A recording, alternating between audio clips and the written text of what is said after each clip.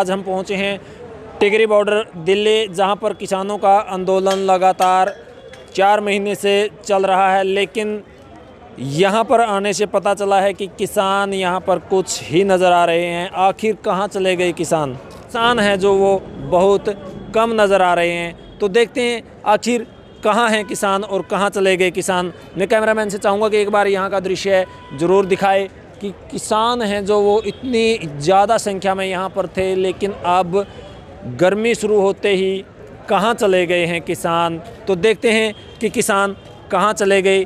कहीं आंदोलन कमज़ोर तो नहीं हो गया, कहीं आंदोलन किसी और दिशा में तो नहीं जा रहा। नमस्कार जी। सर, आंदोलन इतना ज़ोरों पर था लेकिन यहाँ पर किसान बहुत कम नज़र आ रहे हैं। क्या लगता है कहाँ हैं किसान?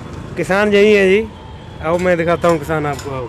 तो देखिए दोस्तों, ये किसान हमारे साथ हैं और इन्होंने कहा है कि हम आपको किसान दिखाते हैं। देखते हैं कहाँ पर हैं किसान और क्या। ये हम पहुँच चुके हैं किसान संघर्ष समिति हरियाणा ब्रांच कमेटी रत्ता थे, तहसील जाखल। तो यहाँ पर इन्होंने मकान बनाया हुआ है फाइबर का और अंदर देखते हैं यहाँ पर किसान मौजूद हैं। तो मिलते हैं इनसे कि बाहर है जो कोई नज़र नहीं आ रहा, लेकिन यहाँ पर किसान अंदर बैठे हैं। सबसे पहले मैं बताना चाहूँगा कि देखिए किस तरह से किसानों ने यहाँ पर रूम तैयार किए हैं। ये टिकरी बॉर्डर के हालात हम आपको दिखा रहे हैं। एसी लगी हुई है, पंखे चल रहे हैं। एक ऐसा जैसे किसी 5 स्टार होटल के अंदर हम आ चुके हैं। यहाँ पर जब हम बाहर थे तो कोई किसान नज़र नहीं आ रहा था, लेकिन देखिए यहाँ पर एसी रूम में किसान बैठे हैं और बात करते हैं कानूनों को वापस लेने की। तो मिलते हैं इनसे कि क्यों ये यहाँ बैठे हैं और किस तरह से इन्होंने एसी रूम बनाया हुआ है। आप नहीं बता सकते कि किस तरह इन्होंने ये एसी रूम बनाया। 5 स्टार होटल जैसी यहाँ पर फीलिंग आ रही है। तो मिलते हैं किसानों से। सर नमस्कार। नमस्कार जी। सर, आंदोलन जब चला था तो लोग सड़कों पर थे, लेकिन अब यहाँ पर आप अंदर बैठे हैं, एसी रूम में बैठे हैं। क्या लगता है आपको, आप यहाँ आंदोलन के लिए आए हैं या एसी रूम में बैठने के लिए आए? अरे भाई, ये एसी रूम में क्यों नहीं बैठ सकते हम? हमारे खेतों में 150 मन दाना होता है और हम 24 घंटे खेतों में काम करते हैं। एसी कोई हमारे लिए बड़ी बात नहीं है। हमारे पास यदि सरकार चाहे तो हम हेलीकॉप्टर लेके आ सकते हैं। ऐसा कुछ नहीं है। एसी हमारे लिए कोई बड़ी बात नहीं है। ये आम बात है। जो नेता है वो कौन सी कमाई करते हैं? उनके कौन सा ऐसा खेती करते हैं जो वो एसी से बाहर ही नहीं निकलते। गाड़ियाँ भी एयर कंडीशन है, उनके कमरे भी एयर कंडीशन है, ऑफिस भी उनके एयर कंडीशन है। और पढ़ाई बारे आप ये कह रहे हैं, आपके कुछ नेता जो बीजेपी वाले जहाँ जे बेले बैठे हैं। अरे भाई, यहाँ कोई बेला नहीं है। सब 25-30 किले के मालिक हैं और कोई शराब भी नहीं है। यहाँ सब सिख पंजाबी लोग हैं जो शराब को तक हाथ नहीं लगाते। अरे भाई, जो जहाँ एमएसपी मिलता है फसलों का, वहाँ सभी किसानों के एसी लगे हुए हैं। जहाँ एमएसपी नहीं है फसल का देश में किसी भी स्टेट में, वहाँ एसी नहीं लगते। इसी लड़ाई के लिए हम जहाँ बैठे हैं, हम अपने एसियों को, बच्चों के भविष्य को बचाने के लिए, ताकि हम अपने बच्चों को पढ़ा लिखा सकें। उनका जो डॉक्टरी इलाज है हमारा बुढ़ापे में, उसको बचा सके सिस्टम को। उस सिस्टम को बचाने के लिए यहाँ बैठे हैं। जो खेती में काला कह रहे हो आप हरियाणा में बैठे हो, आप भी शायद हरियाणा से हो गए, आपकी बात बता रही है। हरियाणा में ये जो सीएम है ये तो कह रहा है बाहर का एक दाना नहीं खरीदूंगा, और आपका पीएम कह रहा है कि आप अपना दाना कहीं ले जाके बेच दो। भाई, इनके झूठ हैं। जो इनके झूठ के कारण तो यहाँ बैठे हैं हम। ये कह रहे हैं एमएसपी। अब गेहूँ है हमारे खेतों में निकल रहा है 25 से क्विंटल से ऊपर, और ये खरीद रहे हैं 20 क्विंटल। 5 क्विंटल हम कहाँ गिराएं? और धान की फसल है, धान हमारे 40 क्विंटल खेत में निकलता है। ये कह रहे हैं हम 33 क्विंटल की खरीदेंगे। 7 क्विंटल कहाँ गेरेंगे हम?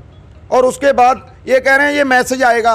अब देख रहा हूँ मैसेज, गेहूँ कटाई का टाइम है, मैसेज देख रहा हूँ कब आएगा। मेरी गेहूँ पक्की खड़ी है, जब मैसेज आएगा मैं क्या ऐसा मैसेजों को क्या करूँगा? प्रकृति की फसल है, वो अपने समय पे कटेगी, अपने समय पे वो मंडी लेके जाएंगे। जब उसका मैसेज आएगा तब मंडी लेके जाएंगे, उससे पहले हम उसको कहाँ रखेंगे? जो आज का किसान है वो स्मार्ट किसान है, पढ़ा लिखा किसान है, उनको सब सहूलतें हैं। हमारे पास तो 2-2 करोड़ के जोटे भी हैं।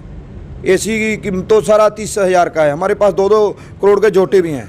ऐसा कुछ नहीं है, ये ऐसी बड़ी बात नहीं है। ये बातें चलती थी, फंडिंग आती है विदेशों से, ये विदेशों से आया हुआ पैसे की तो नहीं है? नहीं, विदेशों से पैसा नहीं आया, हमारी मेहनत का पैसा है।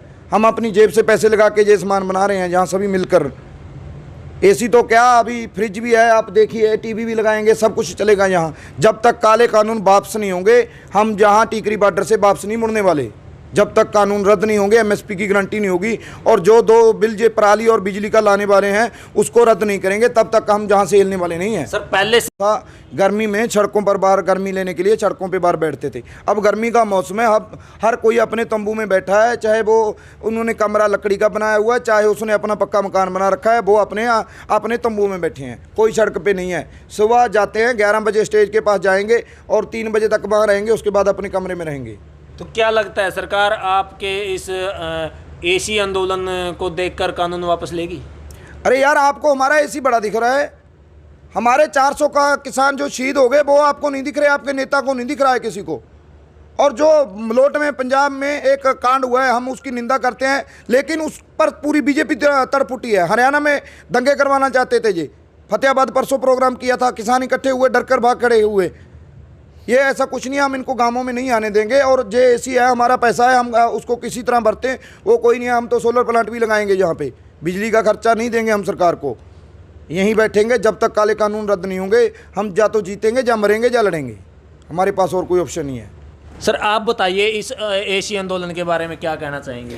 अरे भैया, आपको हमारा एसी बड़ा खटकता है, क्यों हम एसी नहीं लगा सकते? जब हमारे बच्चे एमए बीएड तक हम अपने पढ़ा सकते हैं उन पैसों से, क्या हम अपने रहने के लिए अपनी सहूलत नहीं पैदा कर सकते? नहीं, ये एसी आप घर पे लगा सकते थे, लेकिन यहीं टिगरी बॉर्डर पे आके आपने एसी लगाकर आप आंदोलन लड़ रहे हैं। कहीं ये विदेशी फंडिंग तो नहीं है जो पहले एक बार चर्चा का विषय बना था?